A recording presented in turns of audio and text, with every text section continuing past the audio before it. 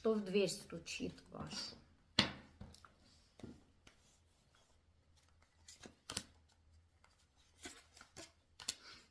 Ой, хорошо.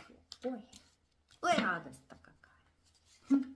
Ну, тут легко все. Тут все легкое, тут все прекрасное, неожиданное. А тут, в общем, кто-то вам предлагает, ну, я думаю, мужчина, наверное, предлагает вам какое-то очень приятное приключение. Здесь прям вот хорошо.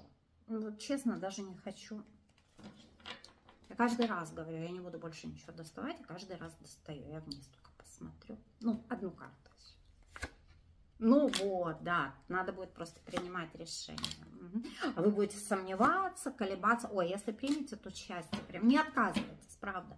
Вы знаете, тут такое впечатление, что вы уже так упахались, простите за выражение. Что-то вы так устали. Может, вы и не работаете, просто от рутины от какой-то устали. Тут груз такой на вас висит, прям придавливает вас к земле. Может, и домашним хозяйством уже задолбали заниматься. Ну, короче, тут тяжело.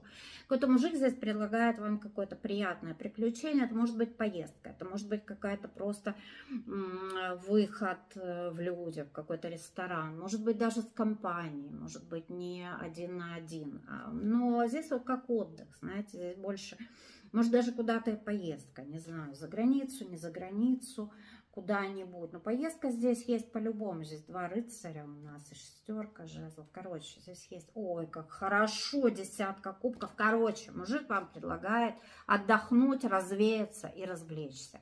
Будете очень сомневаться. Не сомневайтесь, езжайте, отдыхайте. Счастье, радость и покой. Очень потом пожалеете, если откажетесь.